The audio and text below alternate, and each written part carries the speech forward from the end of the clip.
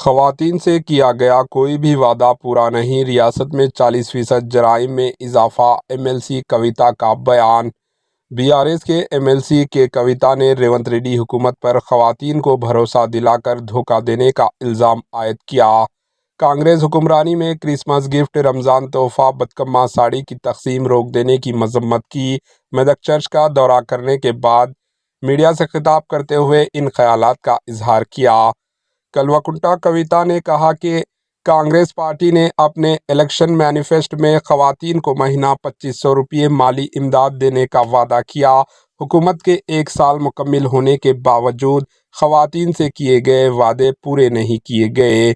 शादी मुबारक और कल्याण लक्ष्मी स्कीम के साथ दुल्हनों को 1 तोला सोना तोहफा देने का वादा किया गया, इस वादे को भी फरामोश कर दिया गया।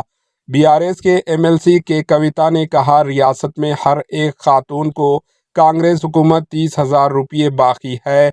18 साल मुकम्मिल करने वाली स्टूडेंट को स्कूटी देने का वादा किया गया, इस पर भी कोई अमल आवारी नहीं हुई। रियासत में 40% जराइम में इजाफा हो जाने पर तशवीश का इजहार किया। कविता ने कहा, शराइत पर मुश्तमिल रैतु भरोसा स्कीम पर अमल करने से 30% किसान इस स्कीम से महरूम हो जाने का दावा किया। अक़लियतों के साथ किए गए कोई भी वादे को पूरा करने पर कांग्रेस हुकूमत को सख्त तनकीद का निशाना बनाया और कहा कि बीआरएस के दौरे हुकूमत में कांग्रेस का लॉ एंड ऑर्डर मुकम्मल कंट्रोल में था। नई फलाही स्कीमात मुतारुफ कराते हुए समाज के तमाम तबक़ात को फ़ायदा पहुँचाया गया था। कांग्रेस का 1 साल दौर हुकूमत मायूस कुन है। समाज का कोई भी तबका हुकूमत की कारकर्दगी से मुतमईन नहीं है। ब्यूरो रिपोर्ट, एहजन न्यूज़।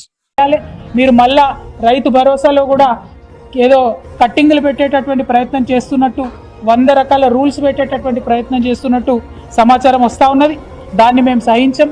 ఎందుకంటే చిరు ఉద్యోగులు ఉంటారు, చిన్న ఉద్యోగం ప్రైవేట్లో వేసుకుంటూ వాళ్ళు ఉంటారు, వాళ్ళకి ఇక్కడ భూమి ఉంటుంది, వాళ్ళ పేరెంట్స్ సాగు చేసుకుంటూ ఉంటారు. మరి వాళ్ళకి రైతు భరోసా ఇస్తారా, ఇయ్యారా మీరు?